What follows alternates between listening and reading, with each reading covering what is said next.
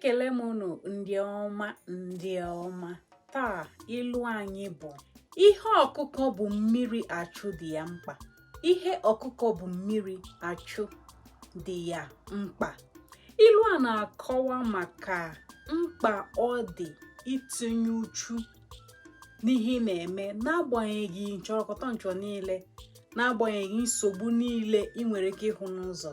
Mmiri na-ezo, anwụ a na-eti, ị na-achụ ya bụ ihe ị na-achụ, anya gị dị na ya bụ ọdịnihu ị na-achọ. Dịka mmadụ ga-ebido ihe dịka ahịa, ọ bụrụ na ọ zụghị ụbọchị nke mbụ na abụọ, o mechie si na ya azụchala n'ihi na ahịa adịghị.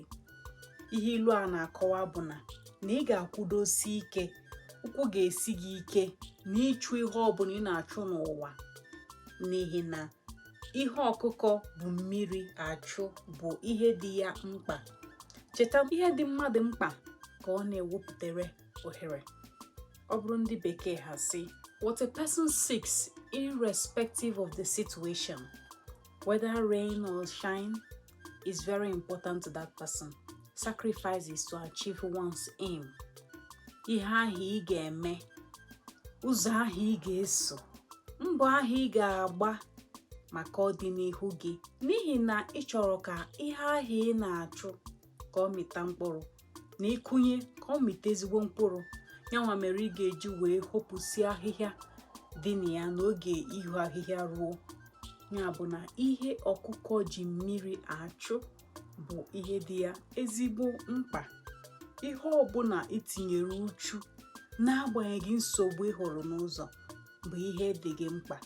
Ya bụ, ọ bụrụ na ọdịnihu gị dị gị ezigbo mkpa, ị ga-ewepụtara ya ohere, ị ga-atinye uchu na ya, ị ga-akwụdosi ike na ya, ị ga-atinye anya na ya, ị ga-elodo anya wee na-emesi ihe na-eme ike, maka na ị chọrọ ka gịnị?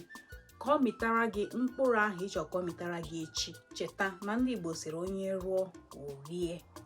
Arụọ n'anwụ erie na ndo.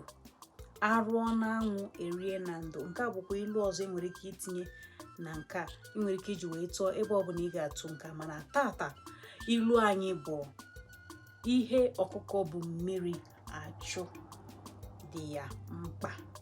Ihe ọkụkọ bụ mmiri achụ dị ya mkpa. Cheta na akọnuche ka eji atinye ilu Igbo.